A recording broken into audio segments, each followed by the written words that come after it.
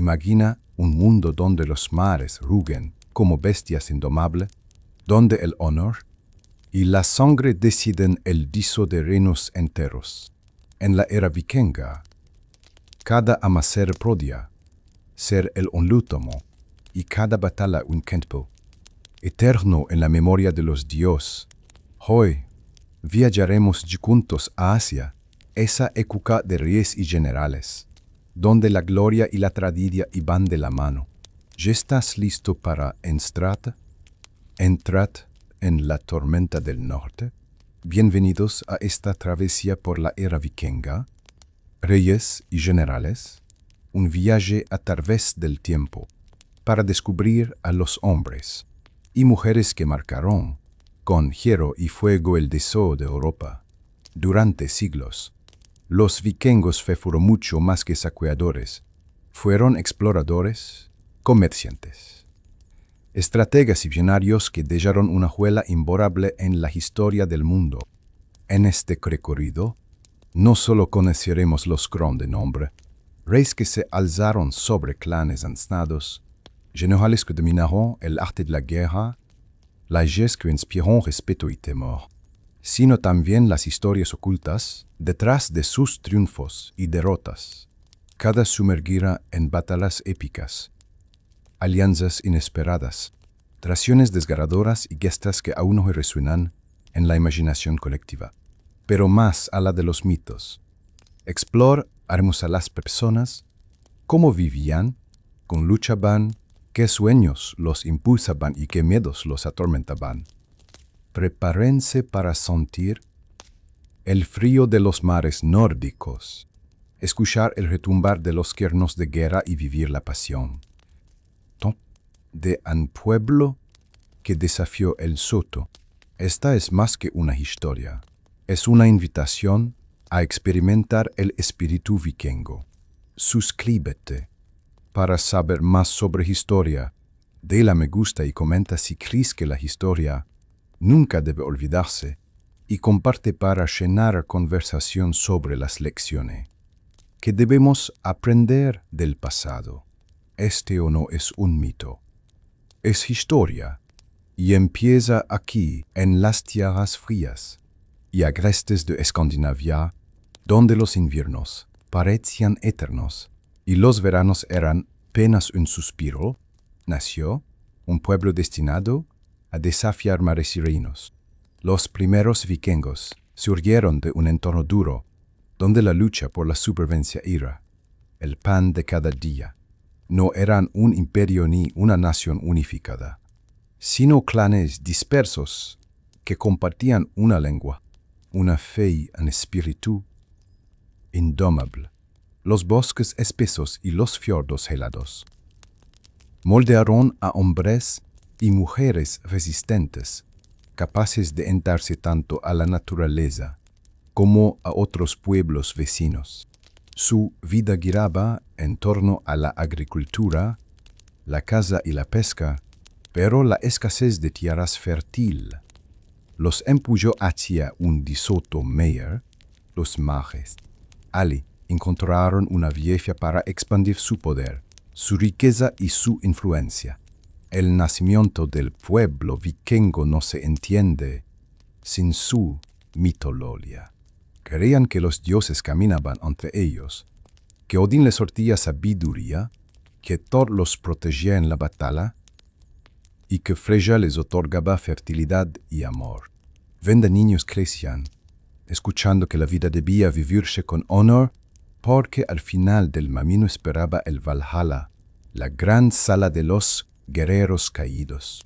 De las pequeñas aldeas junto al mar, pronto partirían hacia monasterios en Inglaterra, ciudades francas y rutas lejanas que los llevarían hasta Bizancio, pero antes de todo, en el silencio de las montañas y la bruma de los fiordos, un pueblo nació con un juramento no escrito. Dominarían el mar y bajarían huella en la historia para siempre en la cosmovisión vikinga.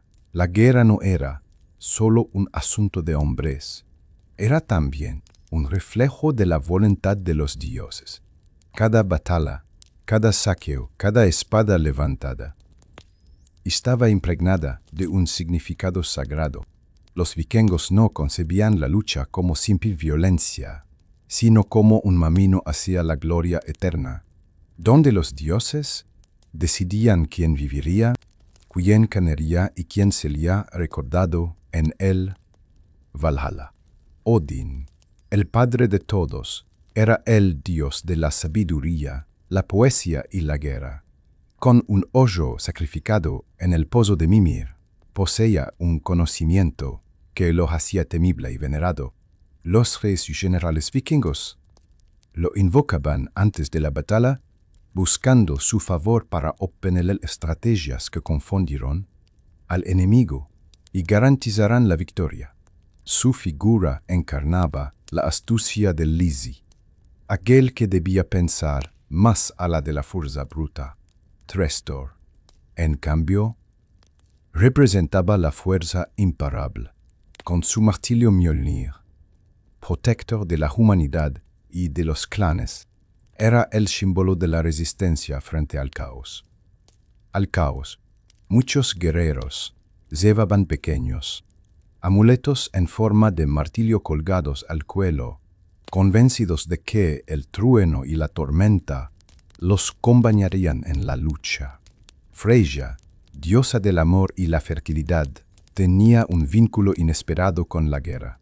Ella recibía a la mitad de los caídos en batalla en su prole salón, Folkvanger, mientras que la otra mitad iba al Valhalla de Odín. Su influencia recordaba a los vikingos que la muerte no era el fin, sino un nuevo comienzo, unido a los dioses. Para los vikingos, la guerra no era una tragedia, era un ritual. Antes de zarpar, los sacerdotes, conocidos como Godi, realizaban sacrificios de animales y en ocasiones de prisioneros, ofreciendo su sangre a los dioses. El rugido de los cuernos de guerra no era solo un llamado al combate, sino un eco hacia Asgard, pidiendo que los dioses observaran y otorgaran su favor. La influencia divina también se extendía al soto. Creían en las nornas, tres figuras misteriosas que tejían el hilo de la vida de cada hombre. Ningún rey ni general podía escapar a lo que ellos habían escrito. Esta certeza alimentaba la valentía de los guerreros. Si la muerte estaba destinada, entonces era mejor controlarla con honor y espada en mano. Así, los dioses eran más que mitos, eran compañeros en cada batalla, jueces de cada acción y guardián de la memoria. Para el pueblo vikingo, la guerra era un puente entre Midgard, el mundo de los hombres, y Asgard, el reino de los dioses, un puente que cruzaban con sangre, acero y un corazón ardiente de fe, lejos de los campos de batalla y las expediciones marítimas. La vida cotidiana en un poblado vikingo estaba marcada por la dureza del clima y la solidaridad de la comunidad. Aunque la Mimán popular los retrata solo como guerreros feroces, la mayoría de los vikingos eran agricultores, pescadores y artesanos que trabajaban sin descanso para garantizar la supervivencia de sus clanes. Los poblados solían asentarse junto a ríos o fiordos, rodeados de bosques y praderas. Las casas eran largas texturas de madera llamadas longhouses, tecadas con palla o turba, donde familias enteras compartían el calor de un único hogar. Dentro, el fuego central no solo servía para cocinar, sino también para mantener a raya el frío del invierno nórdico. Cada miembro de la comunidad tenía un rol. Los hombres mayores se dedicaban a la agricultura, cultivando cebada, centeno y avena en campos ganados a la tierra. También criaban ganado, vacas, cabras, ovejas y cerdos, esenciales para la alimentación y la obtención de pieles y lana. Las mujeres tenían un papel central, administraban la casa, cuidaban a los niños, elaboraban tejidos y participaban en el comercio local. Su influencia era tal que, en ausencia de los hombres, ellas dirigían el poblado con total autoridad. Los niños crecían aprendiendo a cazar, a remar y a trabajar en los oficios. Desde pequeños escuchaban las sagas de sus ancestros y practicaban con espadas de madera, preparándose para el día en que podrían defender a su clan. El comercio era parte vital de la vida diaria. Mercaderes recorrían los poblados ofreciendo sal, especias y ejes exóticos traídos de tierras lejanas a cambio de pieles, hierro y ámbar. En las plazas improvisadas se cerraban tratos y se forjaban alianzas que podían durar generaciones. Pero la vida cotidiana también estaba impregnada de espiritualidad. Cada casa tenía pequeños altares dedicados a los dioses y a los ancestros. Antes de sembrar se pedía la bendición de Freyr, dios de la fertilidad. Antes de zarpar se dejaban ofrendas a Njord, señor del mar. Así, lo divino estaba encrecido en lo más sencillo de la vida, aunque vivían con austeridad. No todo era trabajo. Las fiestas eran momentos esperados, con banquetes, canciones y composiciones. En esas ocasiones, el hidromiel corría como los ríos, y los skalds relataban hazañas antiguas que mantenían vivo el orgullo del pueblo. La vida en un poblado vikingo era dura, pero también rica en comunidad, tradición y resiliencia. Allí, en la sencillez del día a día, se forjaba el espíritu que más tarde daría origen a los grandes reyes y generales de la era vikinga. Ningún símbolo representa mejor al pueblo vikingo que el drakkar, su barco de guerra y exploración, con su proa talada en forma de dragón o serpiente, parecida surgir de las brumas como una bestia marina dispuesta a devorar costas enteras. Estas embarcaciones eran la clave del poder vikingo, el puente entre sus fiordos helados y los reinos que conquistarían. Los drakkar eran ligeros, flexibles y veloces. Su diseño les permitía navegar tanto en mar abierto como en ríos poco profundos. Esto significaba que podían llegar a lugares donde ningún otro ejército esperaba un ataque. La sorpresa era su mayor arma.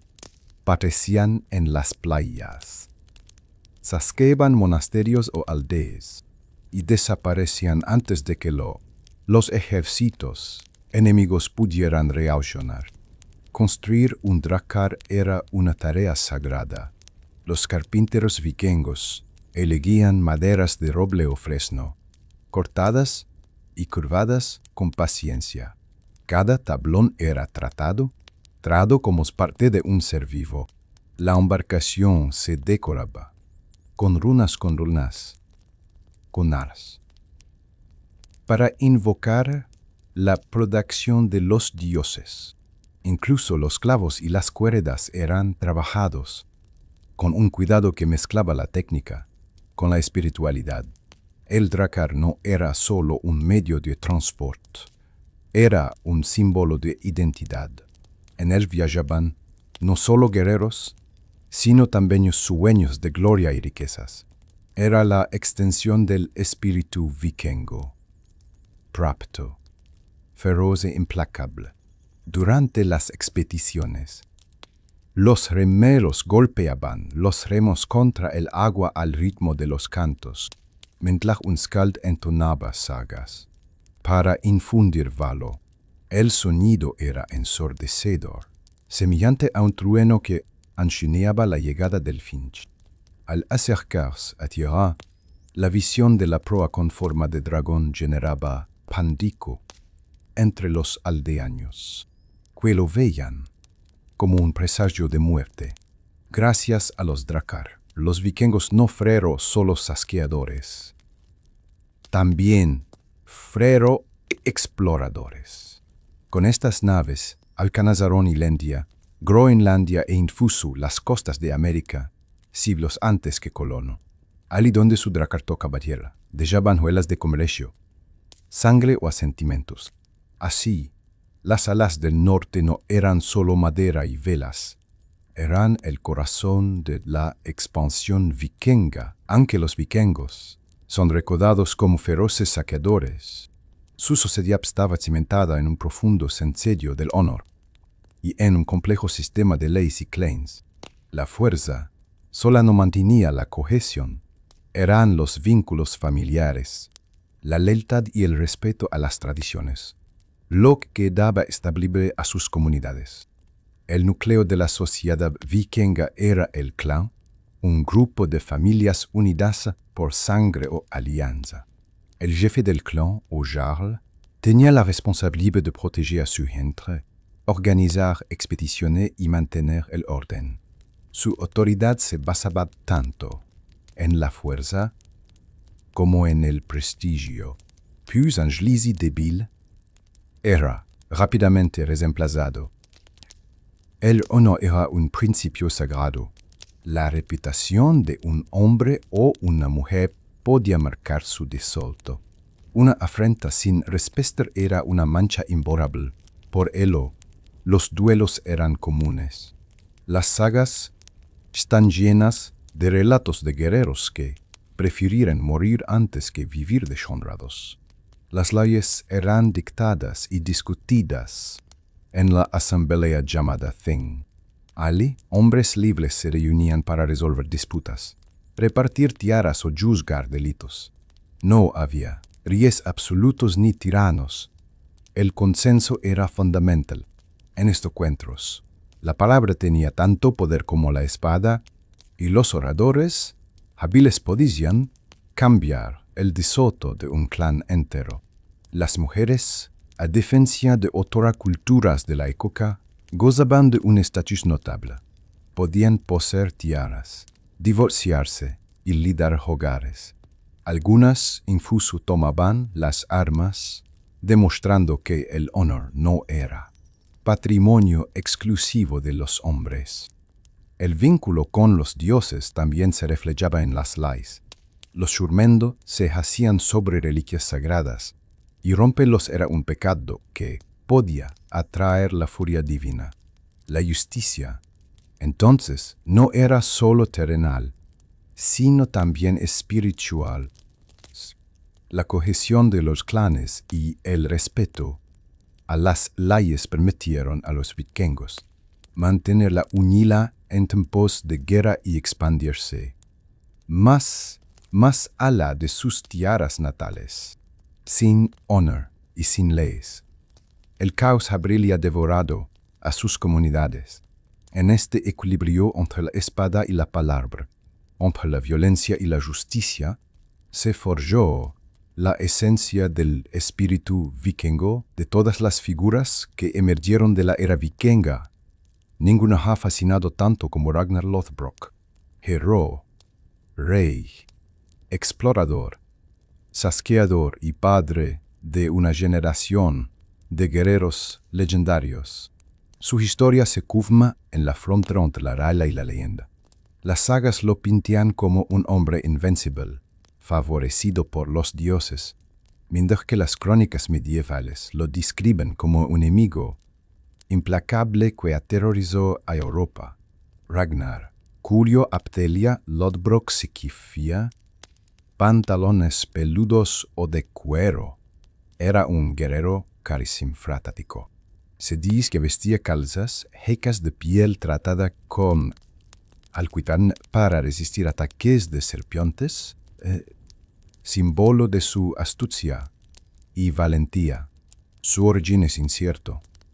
Algunas fuentes lo presentan como descendiente de reyes sucos o daneses, mientras que otras lo muestran como un simple campesino que alcanzó la grandeza gracias a su ingenio y coraje. Las sagas cuentan que fue esposo de Lagertha, la famosa doncella escudera, y más tarde de Aslaug, hija del héroe Sigurd, y la valquiria Brynhildr. Sus hijos, Bjorn Ironside, Ivar el Deshuesado, Sigurd y Hjvitserk, se convirtieron en protagonistas de la expansión vikinga por Europa, llevando el legado de su padre aún más lejos. Ragnar no fue solo un guerrero, también fue un estratega. Con sus drakkar se adentró en Francia, donde sitió París en el año Hyaxinju, logrando que los francos le pagaran un enorme rescate para retirarse. Su reputación creció como la de un hombre que desafiaba imperios y siempre encontraba la forma de salir victorioso. Sin embargo, las leyendas también narran su cacería. Fue capturado por el rey Orfila de Northumbria, quien lo arrojó a un foso de serpientes venenosas. Mientras moría, Ragnar entonó con orgullo: «¿Desde cuán pequeños serían los cerdos si no rugiera el viejo jabalí?», refiriéndose a que sus hijos vengarían su muerte. Y así fue. Poco después, el gran ejército pagano, liderado por sus descendientes, arrasó Inglaterra para honrar su memoria.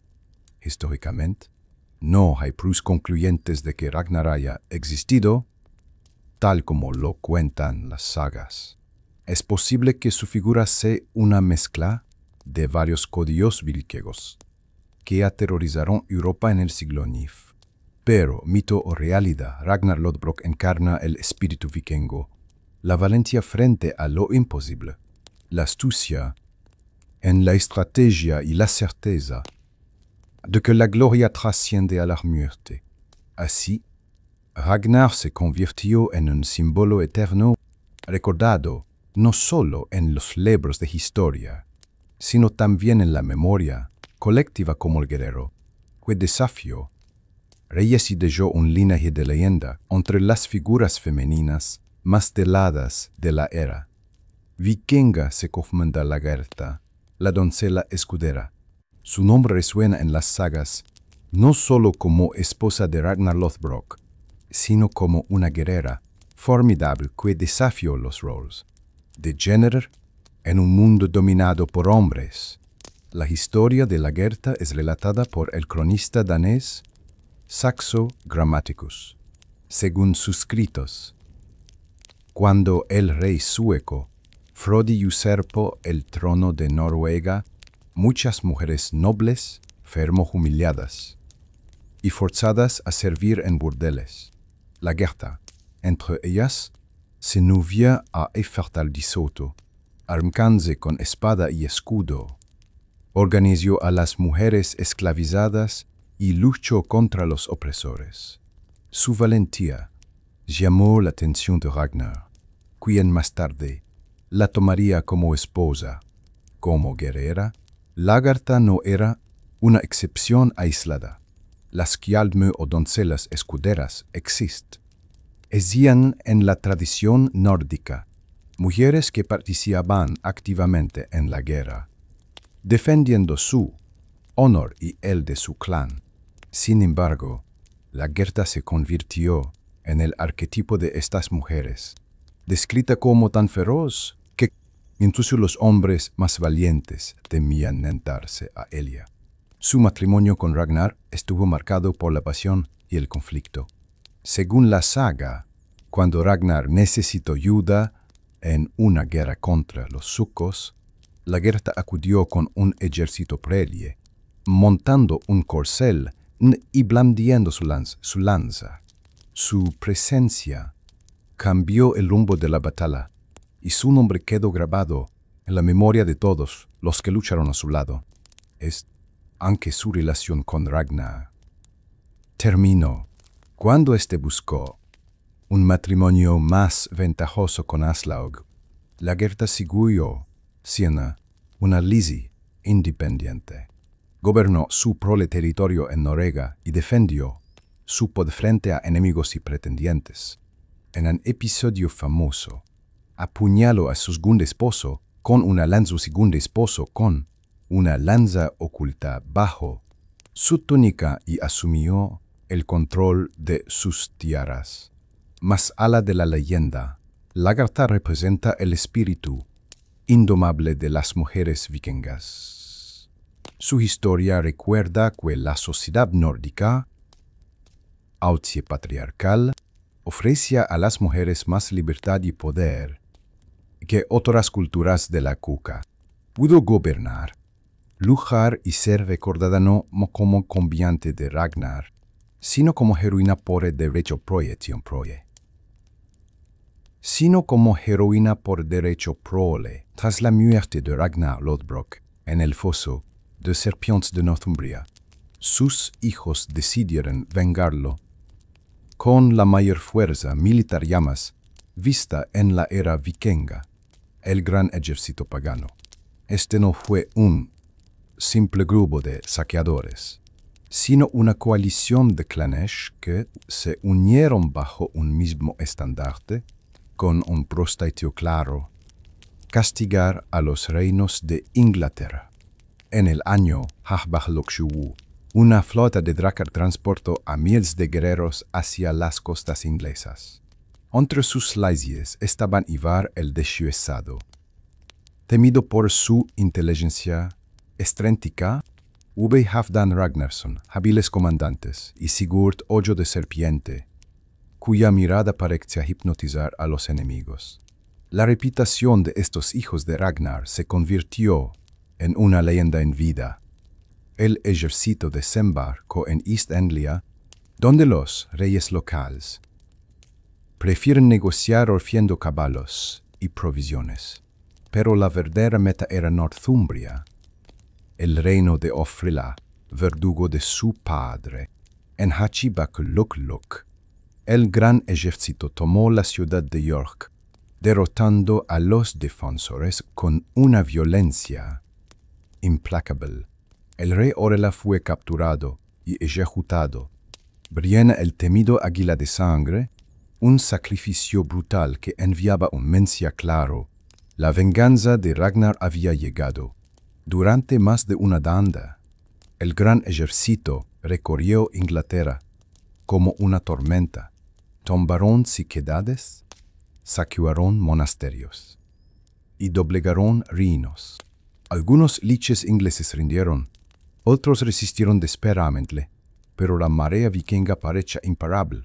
El éxito del gran ejército no se debía solo a su ferocidad, sino también a su organización.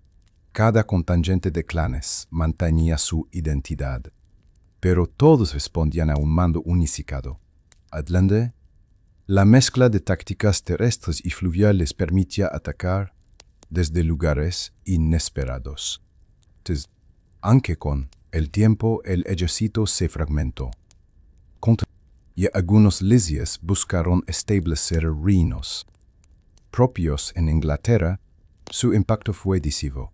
Cambió para siempre el mapa político del país y dejó cicatrices que aún hoy resuenan en la historia británica. El gran ejército pagano fue la culminación del espíritu vikingo: venganza, gloria y expansión. Fue el rugido de los hijos de Ragnar, recordando al mundo que la sangre de un jabalí nunca se derrama en vano entre los hijos de Ragnar. Ninguno causó tanto temor como Ivar el Deshuesado. Su apodo proviene de su fragilidad física. Se dice que padecía una enfermedad en los huesos que le impedía caminar con normalidad.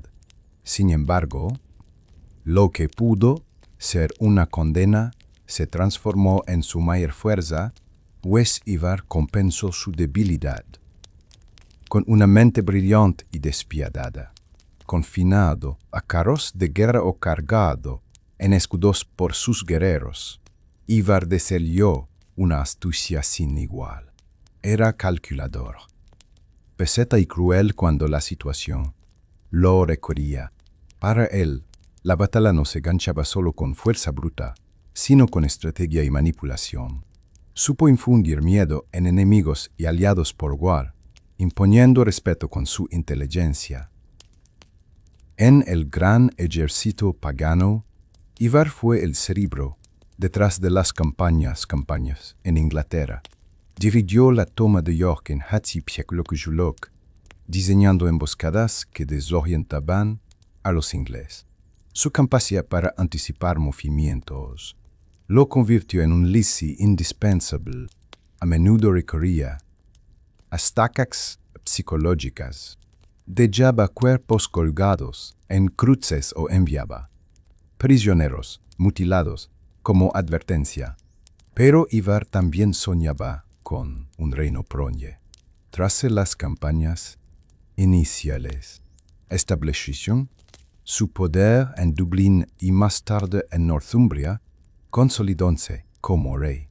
Su reinado estuvo marcado por el terror, pero también por la estabilidad que imponía con mano de hierro. Aunque las sagas lo retratan como monstruo, otros lo muestran como un hombre de ingenio admirable. Su enfermedad no lo definió, lo hizo inmortal en la historia. Si Ivar fue el estratega, Bjorn Ironside fue el explorador. Hijo de Ragnar y Lagertha, se ganó el apodo de Ironside, costado de hierro por su aparente invulnerabilidad en combate. Pero su verdadera grandeza no residió en la fuerza, sino en la audacia de navegar más allá de los límites conocidos. Zenta joven acompañó a su padre en expediciones. Tras la muerte de Ragnar, lideró campañas propias que lo llevaron a las costas de Francia, España e incluso el Mediterráneo. Se cuenta que saqueó Italia, donde intentó tomar Roma, aunque en realidad asaltó la ciudad de Luni, que confundió con la capital. Su viaje fue un ejemplo del espíritu vikingo de exploración. Bjorn no solo buscaba botín, ansiaba descubrir tierras, entrenarse a lo desconocido y viajar fuera. En sus travesías enchó tormentas, emboscadas saracenas y ejércitos armados, siempre saliendo victorioso gracias a su valentía y liderazgo. Finalmente regresó al norte convertido en un héroe. Se convirtió en rey de Suecia y gobernó con sabiduría, combinando el poder militar con la diplomacia. Su figura quedó inmortalizada como uno de los más grandes aventureros vikingos, pues en la sombra de sus hermanos más famosos, V. Ragnarsson, representó la lealtad y el sentido de continuidad del legado de Ragnar. Menos cruel que Ivar y menos audaz que Bjorn, V fue el equilibrio entre ambos, un guerrero fuerte, valiente y profundamente leal a su familia y a sus hombres. V participó en la formación del gran ejército pagano, luchando codo a codo con sus hermanos para vengar la muerte de su padre. Se distinguió en las campañas de Inglaterra, liderando batallas y manteniendo la disciplina en sus filas. A diferencia de Ivar, buscaba la gloria sin caer en la crueldad desmedida. Con el tiempo, V demostró ser un lisi pragmático.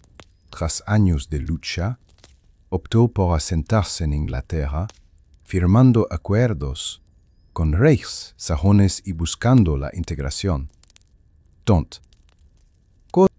En lugar de la destrucción, fundó colonias vikingas estables, donde se mezclaron culturas, y fue respetado incluso por sus enemigos. Su visión era clara. La expansión vikinga no debía limitarse al saqueo, sino cimentarse en la construcción de reinos duraderos. Por ello, muchos lo consideran el verdadero heredero del espíritu de Ragnar, pues entendió que la grandeza no solo estaba en la conquista, sino también en la permanencia entre los hijos de Ragnar Lothbrok. Pocos despertaron tanta fascinación como Sigurd Ojo de Serpiente. Su apodo proviene de un rasgo único, un ojo de un azul penetrante, con la pupila en forma de serpiente. Según las sagas, este signo no era una simple anomalía, sino una marca del Tsoto, ligada a la profecía y al linaje heroico de su madre, Aslaug, descendiente del legendario Sigurd el Matadragones y la Valquiria, Brynhildr. Desde su nacimiento, Sigurd fue considerado especial. Su madre lo presentó como un elegido de los dioses, un guerrero que heredaría no solo la furia de su padre Ragnar, sino también la mística de su ascendencia materna. Creció rodeado de las historias del dragón Fafnir y del anillo maldito de los Nibelungos, convencido de que debía estar a la altura de esas leyendas. Sigurd fue un luchador feroz, conocido por su valentía y su orgullo. Participó en las campañas del gran ejército pagano, luchando junto a Ivar, Ubbe y Hachvitserk en Inglaterra. En combate era implacable, blandiendo espada y escudo, avanzaba sin temor, como si su extraño ojo le permitiera ver más allá del presente y anticipar los movimientos de sus enemigos, pero su cartentón también lo hacía difícil. Era impulsivo, orgulloso y, a menudo, chocaba con la frialdad calculadora de Ivar el Deshuesado. Minendlar Ivarer imponía terror y disciplina. Sigurd buscaba la gloria personal y el reconocimiento de los dioses. Esta rivalidad alcanzó su punto álgido cuando, según la saga, Ivar y Sigurd discutieron violentamente en un banquete. La tensión entre hermanos era inevitable. Uno representaba la mente, el otro la fuerza y la mística. La leyenda narra que Sigurd encontró su final a manos de su pobre hermano. Durante una disputa, Ivar, incapaz de tolerar más la insolencia de Sigurd, lo apuñaló en el corazón. El ojo de serpiente cayó entre los suyos y con él murió una parte del legado de Ragnar. Su cuerpo fue lurado por los guerreros, que lo consideraban un símbolo de la fuerza y el misterio de su linaje. Aunque su vida fue breve, la figura de Sigurd Ojo de Serpiente quedó impregnada en las sagas como ejemplo del deseo inevitable. Su ojo en forma de serpiente se convirtió en metáfora de lo incontrolable. La profecía, el orgullo y la tragedia que acompañaban al linaje de los Lothbrok. Sigurd fue, en definitiva, el hijo que encarnó tanto la grandeza como la fragilidad de la herencia vikinga entre los hijos de Ragnar Lothbrok. Hachvitserk está el más enigmático y trágico. A diferencia de Ivar, Bjorn o Sigurd, su figura no está marcada por un apodo glorioso ni por hazañas espectaculares, sino por su constante vagar, su vaciación de identidad y un deseo no tenido de incertidumbre. Su nombre, Clequifia camisa blanca, refleja su costumbre de vestir túnicas claras, en contraste con el acero y las pieles oscuras de otros guerreros. Desde joven, Hachvitserk acompañó a sus hermanos en las campañas del gran ejército pagano. En Inglaterra, luchó con ferocidad, pero nunca instaló como líder ni como estratega. A menudo quedaba a la sombra de Ivar y Bjorn, lo que le generó un conflicto interno de vanagloria. Pero su papel parecía reducido al de acompañante. Esta frustración lo llevó a buscar su propio camino, aunque siempre terminaba regresando al círculo familiar, arrastrado por la lealtad y la tragedia. Algunas sagas lo describen viajando hacia Oriente, donde participó en expediciones contra los eslavos y francos. Se le atribuyen combates en Kiev y la Rus, donde los vikingos comerciaban y guerraban. Sin embargo, más allá de las conquistas, lo que marcó a Hvitzerk fue la incapacidad de encontrar su lugar en el mundo. Su relación con Ivar fue compleja. A veces aliado, a veces rival, se vio obligado a elegir entre la obediencia a un hermano cruel o la independencia incierta. Finalmente, tras disputas internas, Hvitzerk terminó traicionando a Ivar y uniéndose a reyes sajones en Inglaterra. Fue capturado, y su final fue tan trágico como simbólico. Los relatos cuentan que fue condenado a morir quemado vivo en una pira.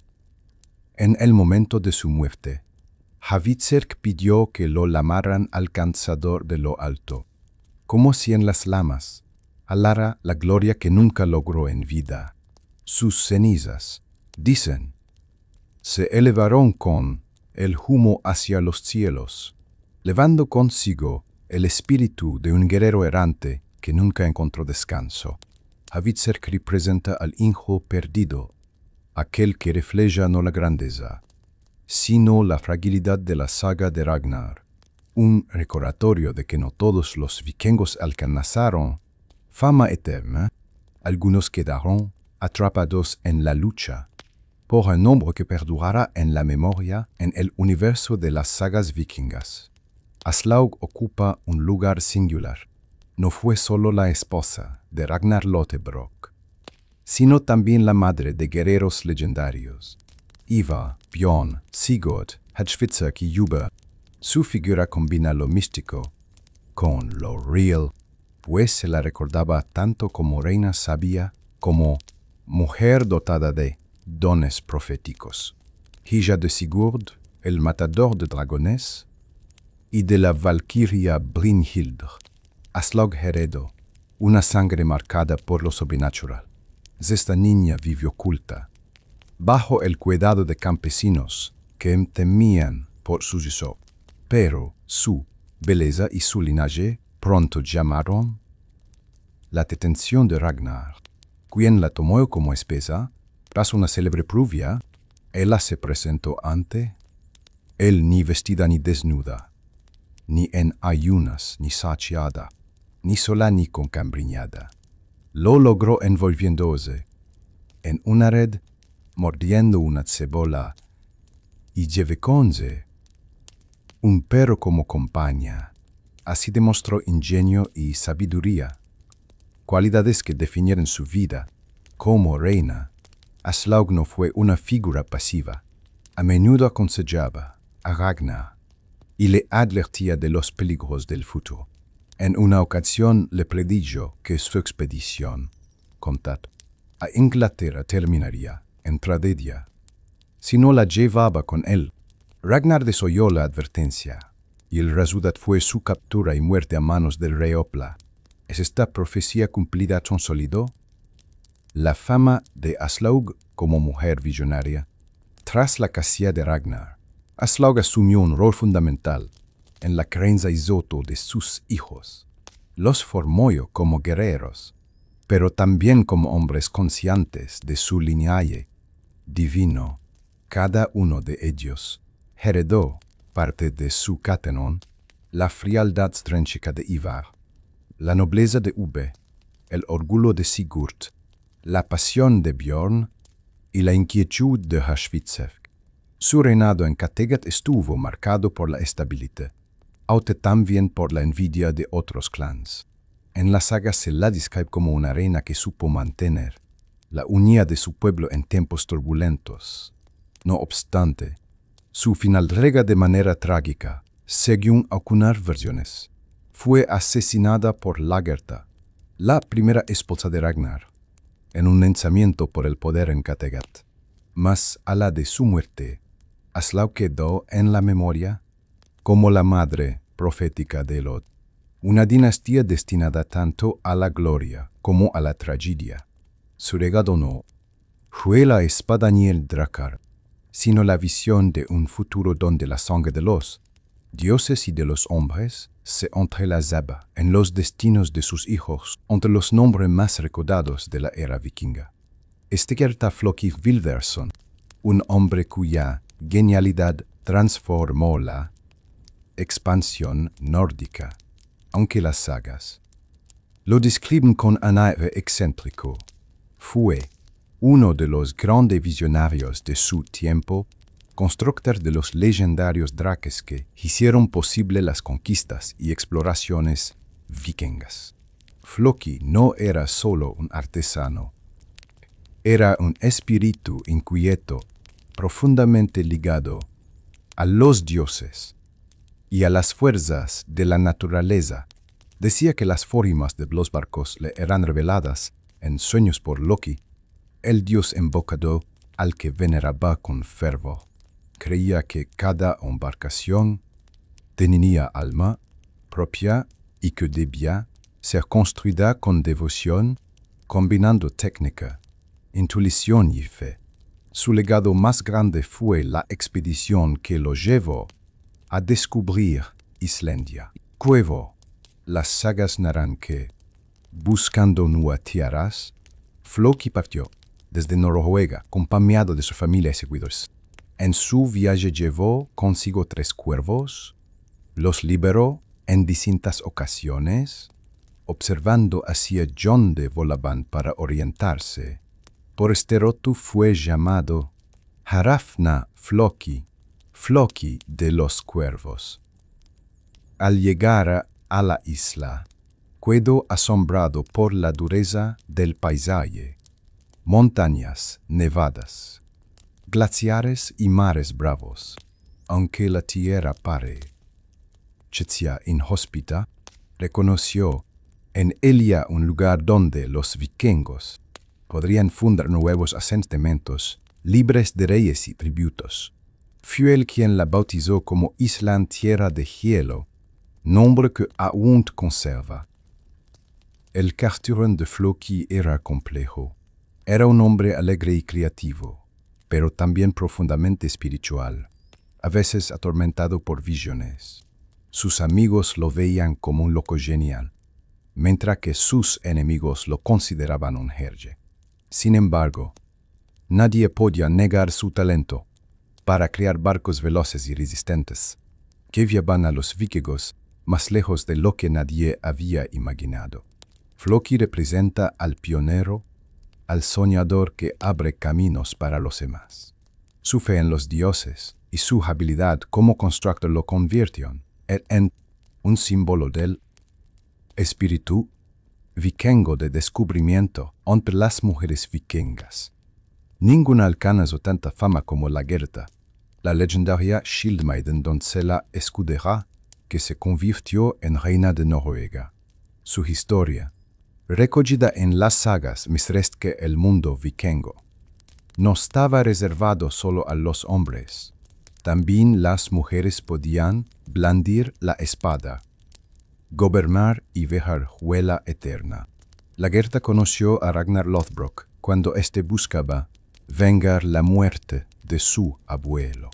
Según la leyenda, Ragnar se enamoró de ella al verla luchando como una valquiria, espada en mano y escudo en alto, defendiendo su hogar contra invasores.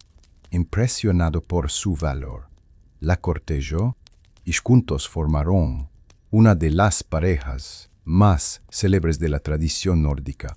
Fue esposa de Ragnar y madre de su hijo Bjorn Ironside, aunque su relación estuvo marcada por tensiones y rivalidades.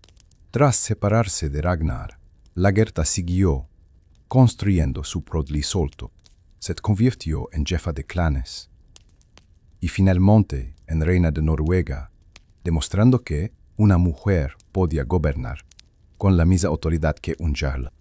En el campo de batalla, la Gerta era feroz. Las sagas la describen con el cabello suelto, ondeando al viento, armada con espada y lanza, montada en un caballo blanco, en varias ocasiones.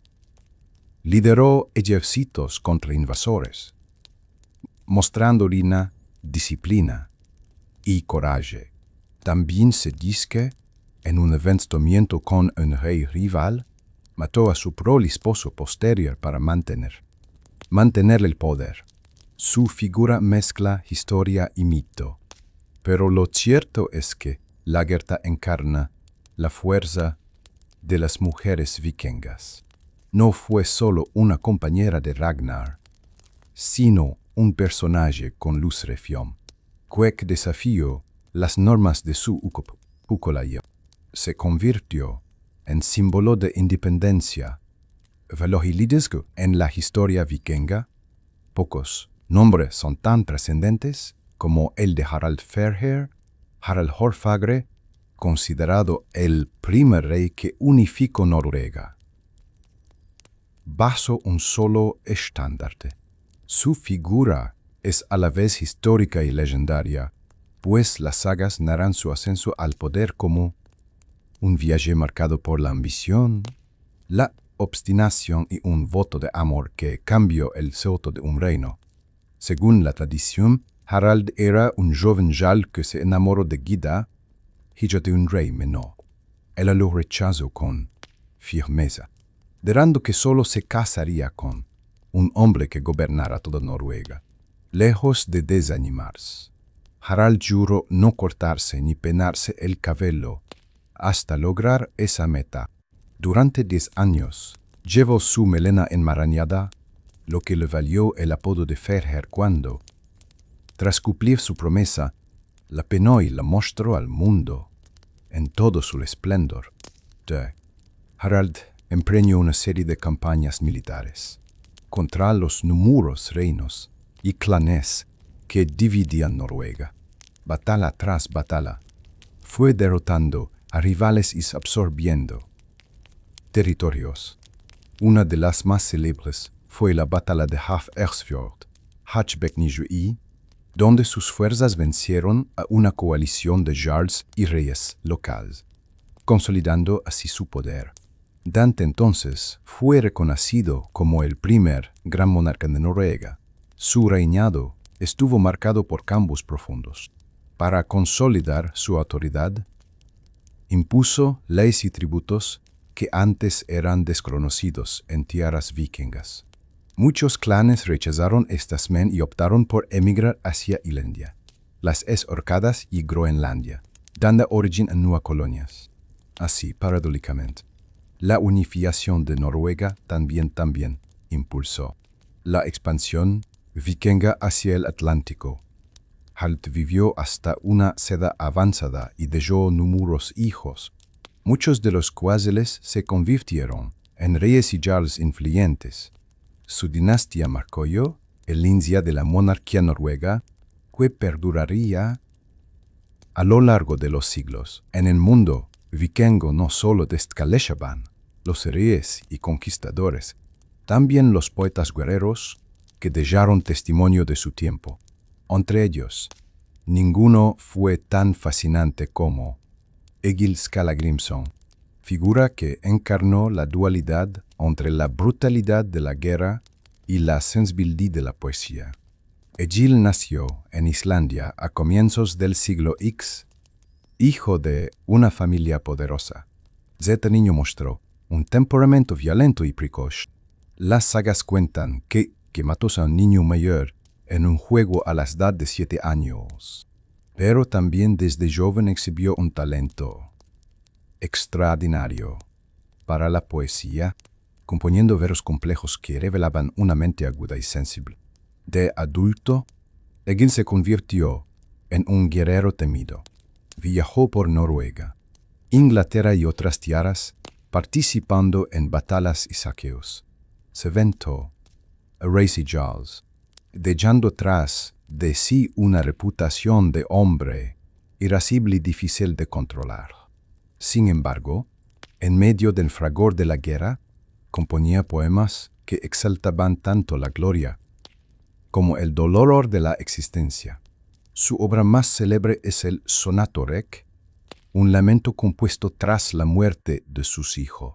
En él expresó, con cruza su dolor, su juntamiento con los dioses y su capacidad de transformar la tragedia en arte inmortal. Estos versos lo convirtieron en un símbolo de la tradición escáldica, donde la poesía no era mero adorno, sino un medio de comunicación con los dioses y la posteridad. Hegel también fue conocido por su habilidad como improvisador. En más de una ocasión, salvó su vida componiendo poemas en honor a reyes enemigos, quienes, impresionados por su talento, le perdonaron la vida.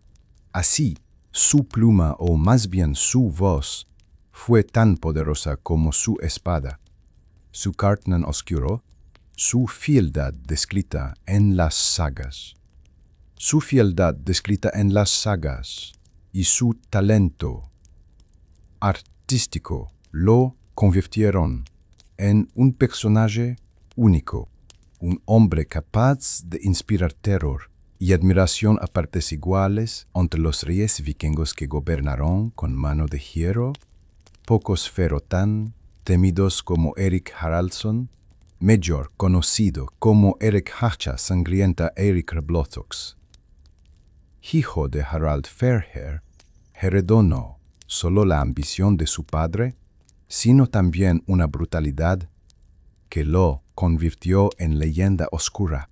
Enda joven mostró inclinación por la guerra. Fue enviado a expediciones de saqueo en Escocia, Irlanda y las Islas Orcadas, donde ganó fama por su ferocidad. En cada batalla blandía su hacha con una violencia desmedida, lo que le valió su apodo.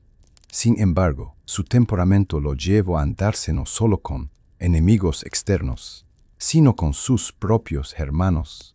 Tras la muerte de Harald Fairhair, el reino noruego se fragmentó entre sus numerosos hijos. Erik, deseoso de unificar el poder, inició una serie de luchas fratricidas, en las que asesinó a varios de sus hermanos. Para asegurarse el trono, esta crueldad sembró temor, pero también resentimiento entre el pueblo y la nobleza.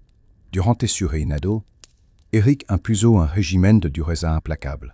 Castigaba con muerte a quienes se oponían y favore. Quitó a sus seguidores con tierras y botines. Sin embargo, su gobierno fue breve, el descontento popular y las intrigas de sus rivales lo llevaron al exilio. Encontró refugio en Inglaterra, bajo la protección del rey Athelstan, y llega a gobernar como rey vasallo en Northumbria. Su final llega en la batalla de Steinmoor, Cupac-Guguillon, donde fue derrotado y muerto.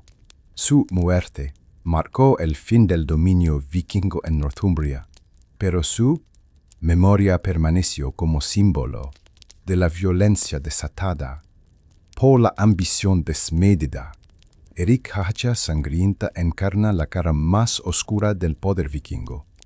La gloria conquistada a costa de sangre propinal y ajena, y un legado que inspiró tanto temor como fascinación. El nombre de Olaf Tryggvason resuena como el de un rey que transformó la brutal identidad de Noruega al convertirse en uno de los principales introductores del cristianismo en tierras vikingas. Su vida estuvo marcada por la aventura, la fe y la espada, siempre al borde entre la tradición pagana y la nueva religión que conquistaba Europa. Hijo de Tryggvi Olafsson, descendiente de Harald Fairhair, Olaf nació en una época de inestabilidad. Su infancia fue trágica. Tras la muerte de su padre, su madre huyó con él, pero fueron capturados por enemigos. Olaf pasó sus primeros años como esclavo en tierras extranjeras, hasta que logró escapar y forjar su trono como guerrero. En su juventud viajó como mercenario y pirata, combatiendo en el Bísico, Inglaterra y Irlanda. En estas tierras aprendió tácticas navales y adquirió una reputación temible. Sin embargo, fue en Inglaterra donde se convirtió al cristianismo. Bautizado en las Islas Scilly, su fe transformó su vida y juró llevar la nueva religión a Noruega. En el año 2020, Olaf regresó a su tierra natal y se proclamó rey. Inició entonces una intensa carta de cristianización. Derribó templos paganos, construyó iglesias y obligó a nobles y campesinos a aceptar el bautismo. A veces puso la persuasión, pero más a menudo por la fuerza. Su reinado fue breve pero influyente. Olaf fortaleció el comercio con reinos cristianos y reforzó su poder central. No obstante, su radicalidad generó enemigos tanto entre los jarls paganos como en reinos vecinos. Finalmente, en el año 100, murió en la batalla de Svolder, una emboscada en la que fue derrotado por una coalición de daneses, suecos y jarls noruegos rebeldes.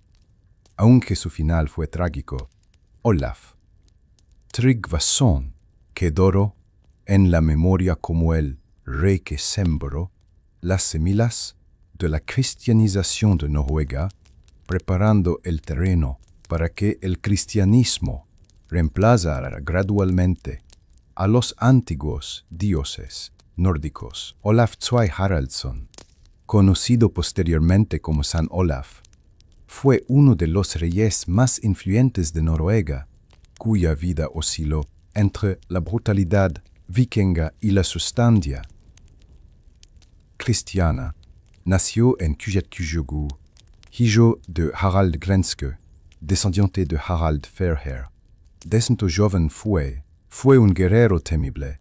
Knave, go al mar Bísico y participó en incursiones en Inglaterra y Francia, donde se ganó su fama por su audacia. Su conversión al cristianismo en Normandía cambió el rumbo de su vida. Tras regresar a Noruega, en 1527, Olaf buscó consolidar el reino bajo un solo trono y difundir la fe cristiana. Impuso leyes inspiradas en la moral cristiana y apoyó la construcción de iglesias, reemplazando poco a poco los cultos paganos. Su gobierno fue enérgico y a menudo violento para someter a los jarls paganos. Utilizó tanto la espada como la cruz. Quienes se resistían eran forzados a aceptar el bautismo o castigados con dureza.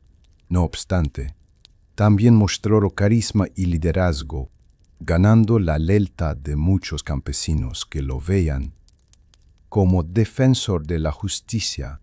El clímax de su historia llega en la batalla de Stiklestad y Tjenlingsange. Olaf intentaba recuperar su trono, perdido frente a una coalición de nobles apoyados por el rey Canuto el Grande.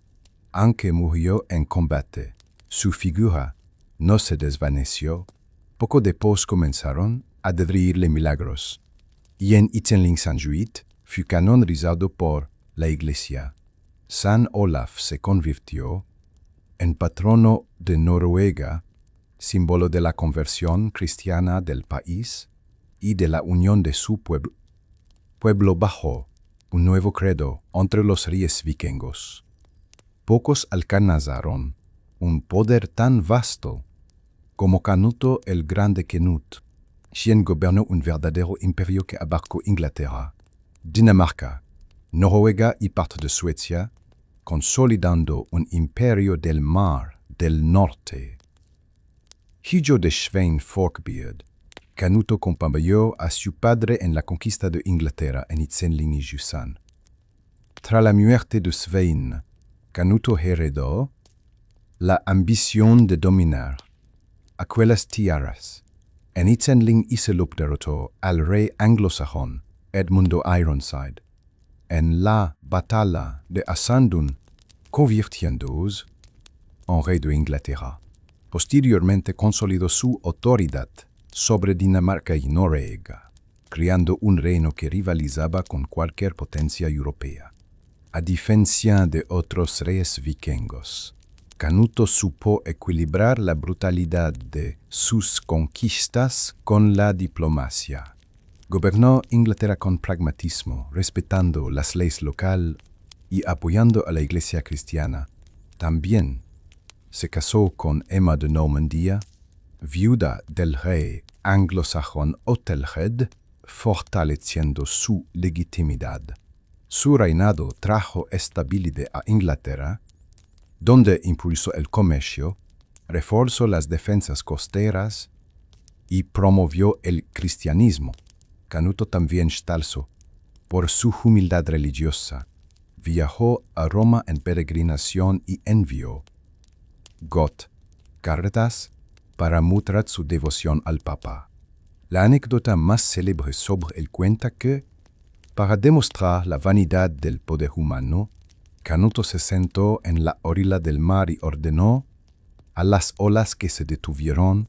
El mar, indiferente, continuó su curso, y Canuto declaró que ningún rey podía imponerse a las leyes de Dios.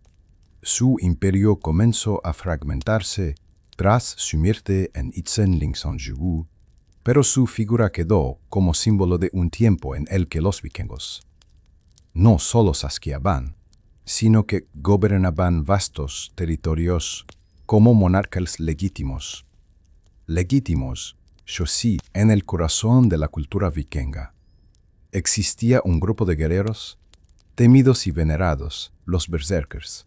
Estos combatientes eran descritos como hombres que luchaban con una furia inhumana, capaces de vencharse a ejércitos enteros, sin sentir miedo ni dolor.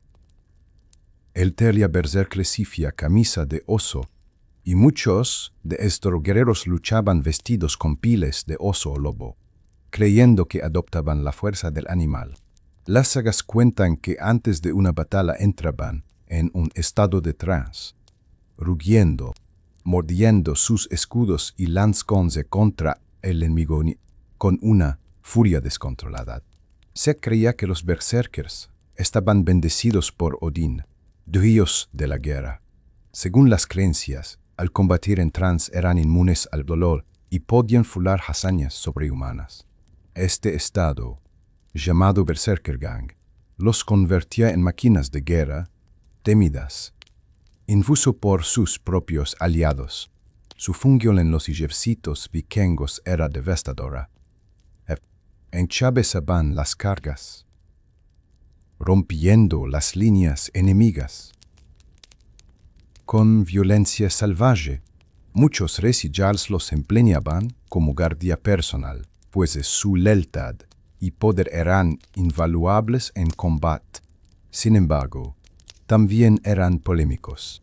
Su descontrol los hacía peligrosos, incluso fuera de la batalla y en tiempos de paz fueron considerados una amenaza para la comunidad.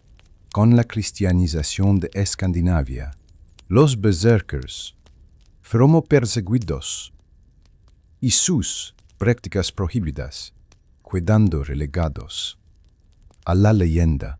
Hoy, los berserkers representan el arquetipo del guerrero vikingo llevado al extremo, una fusión de hombre y bestia, de fuerza y locura, que encarna tanto la grandeza como la oscuridad de la era vikinga cuando los Drakkar surcaron las costas de Irlanda. En el siglo VIII comenzó una nueva era para la Isla Esmeralda. Los vikingos llegaron primero como saqueadores, pero pronto se convirtieron en colonos y comerciantes, dejando una huella imborrable en la historia irlandesa. En Sinipatyujugú se registró el primer ataque contra un monasterio en la isla de Lombay. Las riquezas de los monasterios irlandeses, llenos de manuscritos, oro y reliquias, se convirtieron en blanco constante. Durante décadas, los vikingos aterrorizaron a monjes y campesinos, dejando tras de sí fuego y destrucción. Sin embargo, con el tiempo, comenzaron a establecer en la isla. Fundaron Dublín, en archipiélago, convirtiéndola en uno de los principales puertos comerciales de Europa del Norte, donde allí comerciaban esclavos, plata, seda y armas, conectando a Escandinavia con el Mediterráneo y Oriente Medio. Dublín se transformó en un auténtico Dort, centro urbano, gracias a los nórdicos, con murallas, mercados y astilleros. La relación con los irlandeses fue ambigua. Hubo enfrentamientos sangrientos, pero también alianzas. Reyes irlandeses se unieron a guerreros vikingos, en guerra contra rivales locales. Los matrimonios mixtos dieron origen a una nueva identidad cultural, los nórdico-irlandeses, o hiberno-nórdicos. Uno de los momentos más célebres fue la Batalla de Clontarf en Itzenling-y-Jusion, donde el alto rey irlandés Brian Boru derrotó a una coalición de vikingos y sus aliados. Aunque Boru murió en la batalla, el resultado debilitó el poder vikingo en Irlanda, aunque sus comunidades en Dublín y otras ciudades permanecieron influyentes por siglos. El legado vikingo en Irlanda es visible hasta hoy. Nombre de lugares, palabras en el idioma y la fundación de ciudades como Dublín, Waterford, Cork y Limerick. Los invasores del norte terminaron siendo parte esencial de la identidad de la isla. La expansión vikinga no se limitó a Irlanda o Inglaterra, también transformó profundamente Francia, donde su legado más duradero fue la creación de Normandía. En el siglo X, flotas vikingas comenzaron a remontar el río Sena, saqueando ciudades como Rouen y llegando incluso a las murallas de París. En Habaxishu, una gran flota liderada por Ragnar Lothbrok, según las sagas, sitió la ciudad y obligó al rey Carlos el Calvo a pagar un cuantioso rescate en plata para advertir su destrucción. Durante décadas, las incursiones continuaron. Los reyes francos, incapaces de detenerlos, optaron por una celoso pragmatismo, conceder tierras a los vikingos a cambio de paz. En 1518, el Tratado de Saint-Clair sur Epte otorgó al caudillo vikingo solo extensas tierras en el norte de Francia. Así nació Normandía, la tierra de los hombres del norte. Rollo y sus descendientes se convirtieron en duques de Normandía, jurando lealtad al rey de Francia, pero manteniendo una amplia autonomía.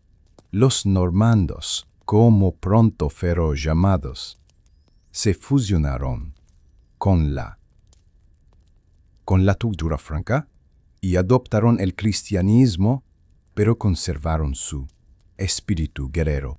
Normandía se convirtió en una de las regiones más poderosas de Europa. Sus puertos prosperaron, su agricultura floreció y su nobleza se galió por su disciplina militar. En Ichenling-Loxolup, un descendiente de Rollo, Guillermo el Conquistador, cruzó el Canal de la Mancha y se convirtió en rey de Inglaterra tras la batalla de Hastings.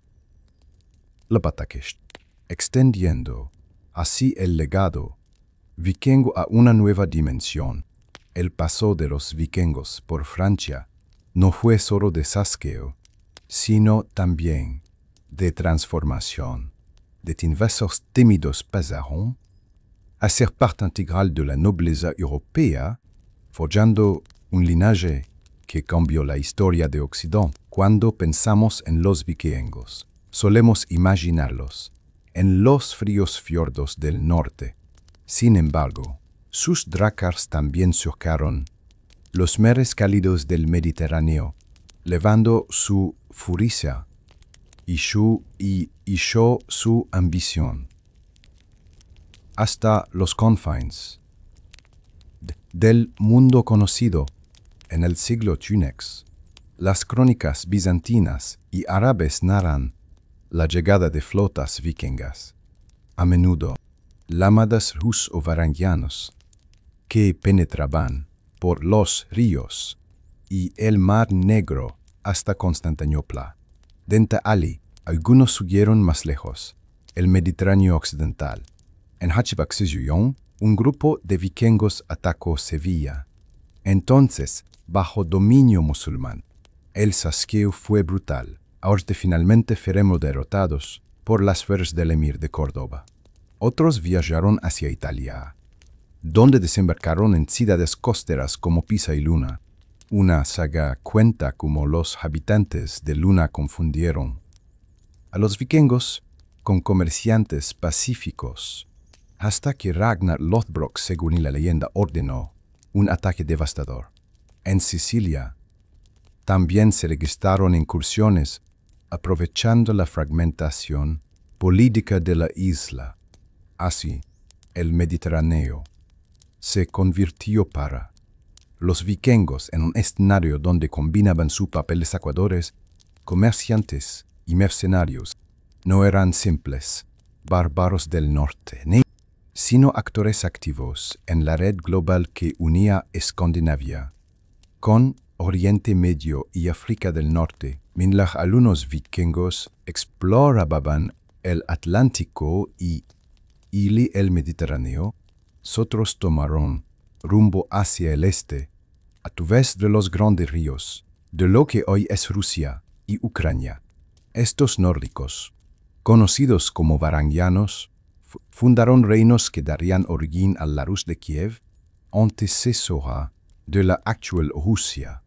A finales del siglo VIII, grupos suecos cruzaron el Báltico y se adentraron por los ríos Dnieper y Volga, al establecieron puestos comerciales y fortificaciones, controlando las rutas que conectaban el mar Báltico con el mar Negro y el Caspio.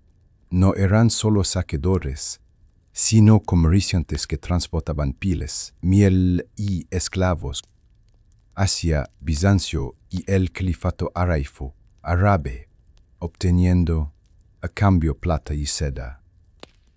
Según la crónica de Néstor, los pueblos eslavos invitaron a un Lisiai varego llamado Rurik a gobernarlos en el siglo IX, dando inicio a la dinastía rúrica. Su sucesor, Oleg de Novgorod, expandió el dominio hacia Kiev, convirtiéndola en capital de un reino próspero. La Rus de Kiev mantuvo estrechos contactos con el Imperio Bizantino. En Kubaklinchi, Oleg firmó un tratado con Constantinopla tras una expedición militar en la que, según las sagas, colgó su escudo en las puertas de la ciudad como símbolo de victoria. Más tarde, la conversión al cristianismo bajo el príncipe Vladimiro. En el año, Kubak-Bajubaj consolidó la influencia bizantina en la región. Los vikingos que llegaron al este se fusionaron con los pueblos eslavos, dando origen a una nueva identidad cultural. Su influencia quedó plasmada en el nombre mismo de Rus, probablemente derivado del esteria nórdico, de remadores, de saqueadores, a fundadores de reinos. Los vikingos en Rusia muestran el alcance extraordinario de su impacto en la historia mundial. En el año Kubak-Bajurer, un caudillo noruego llamado Erik el Rojo fue desterrado de Islandia por homicidio. Con fama de impulsivo, pero también de visionario, Erik navegó hacia el oeste, donde según rumores existían tierras aún no colonizadas.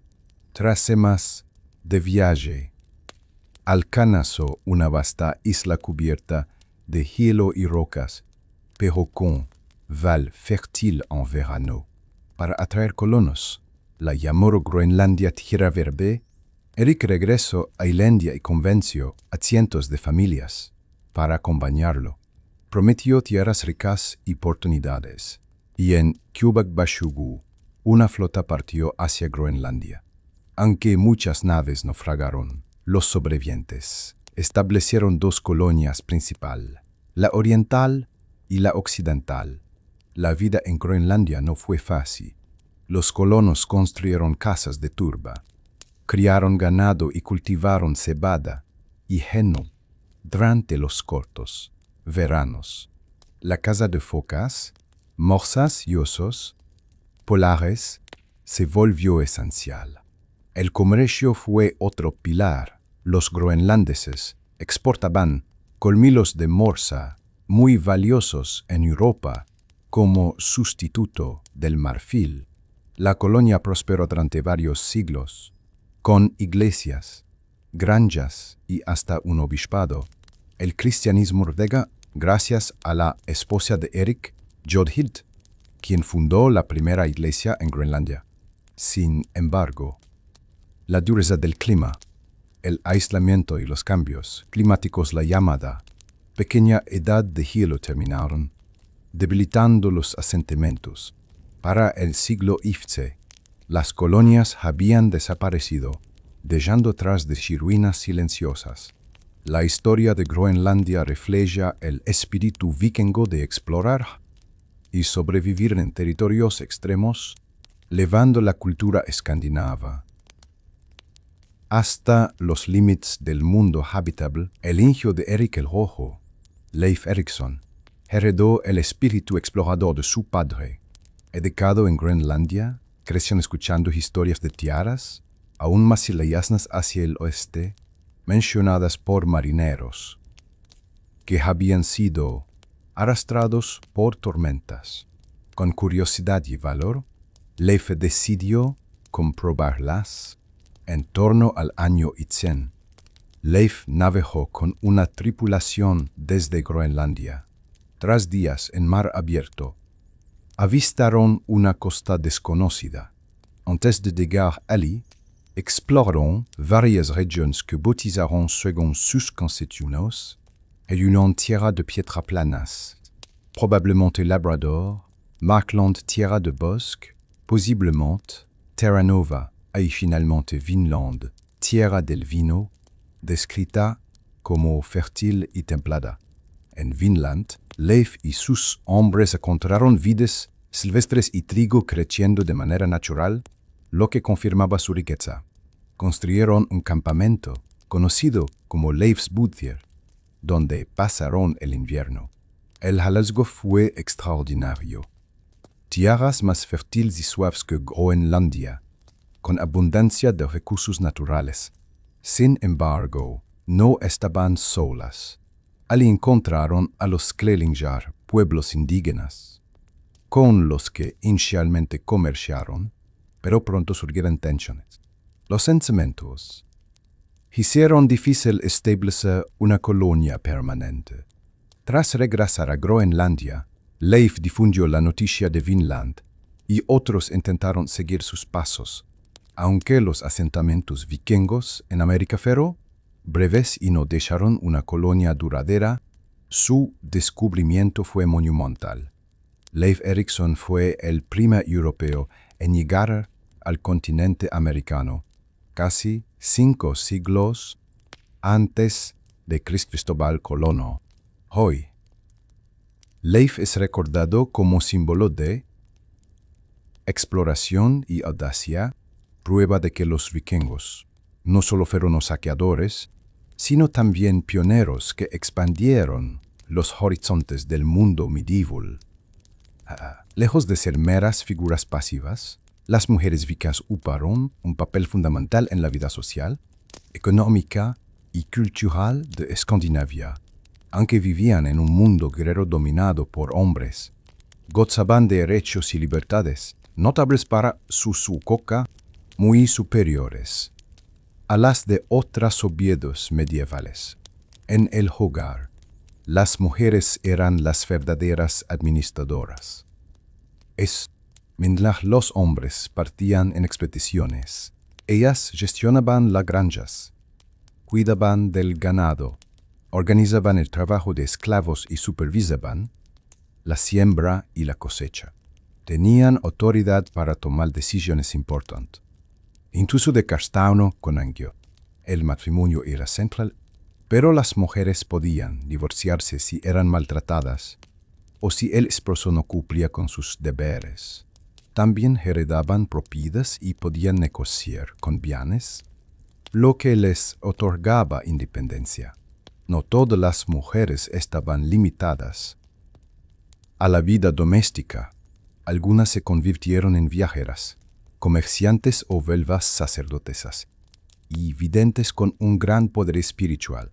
Y aunque la figura de la escudera, como la Gerta, es debatida por los historiadores, las sagas narran que hubo mujeres que tomaron las armas y lucharon al lado de los hombres, mostrando coraje en la batalla.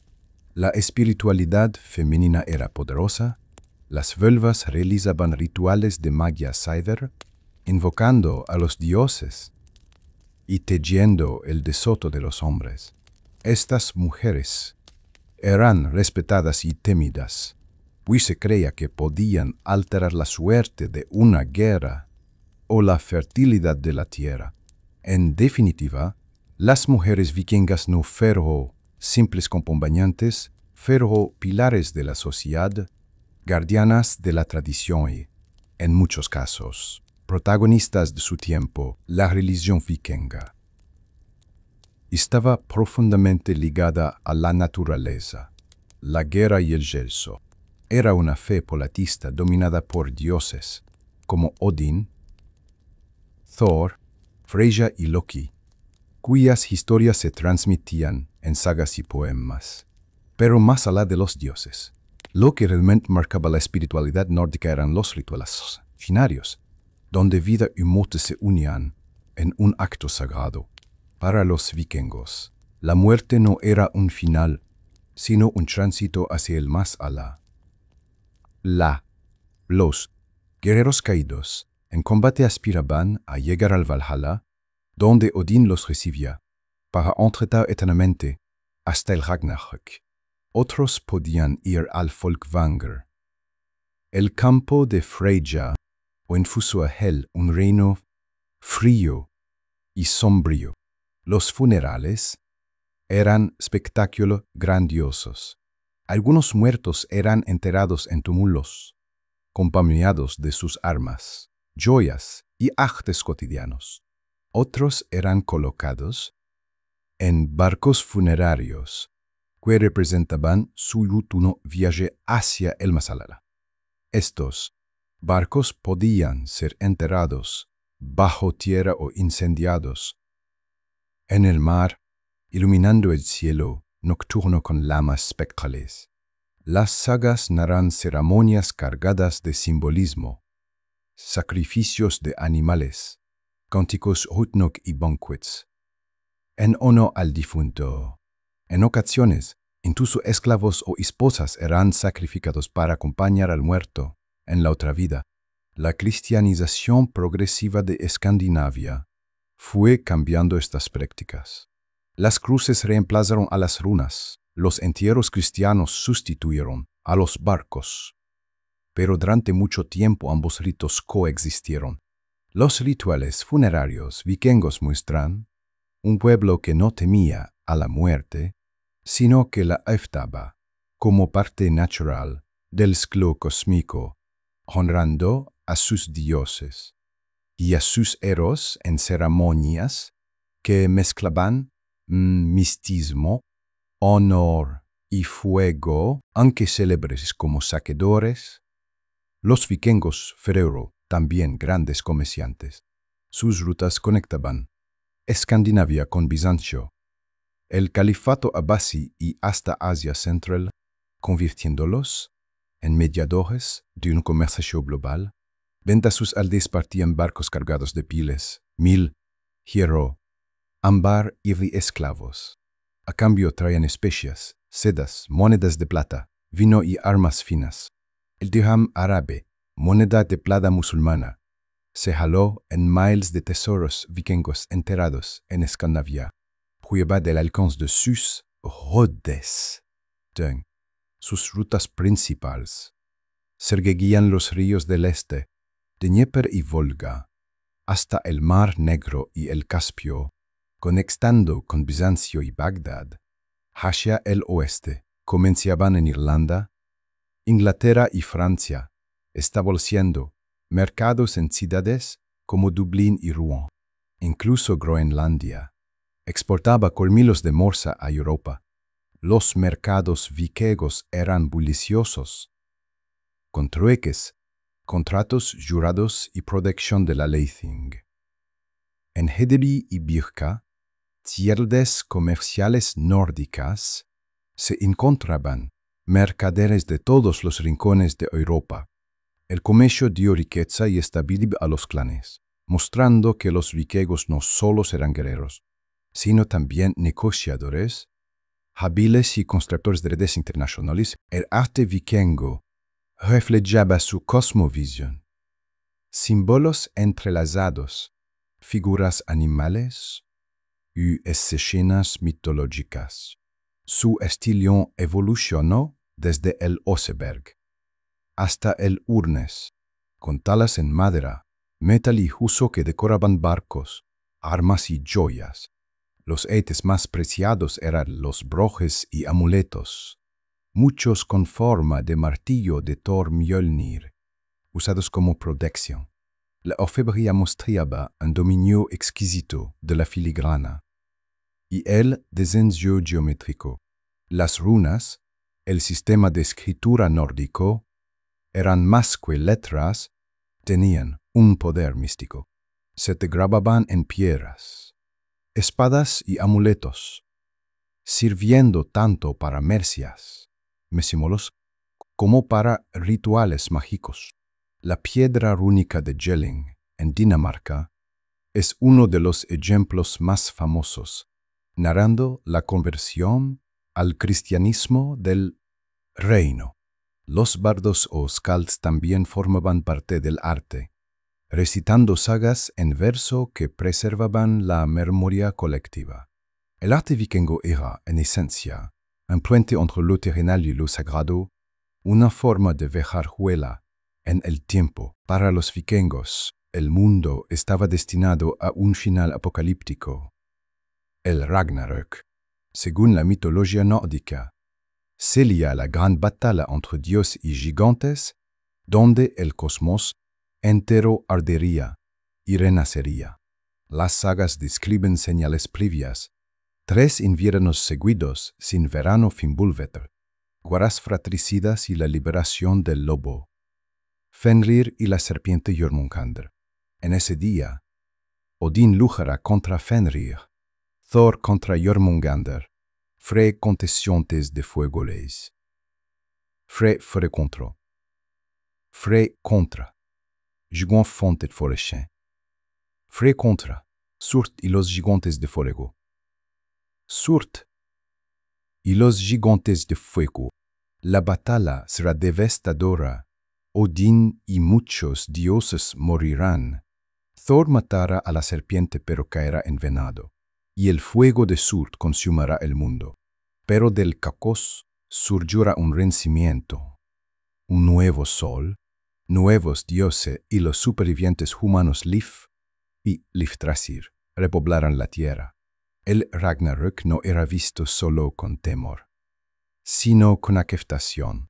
Para los vikingos, morir con honor era mejor que vivir sin gloria, y este dicho cósmico reflejaba su visión de que incluso los dioses debían entrar el fin. La llamada era vikinga, Aquast.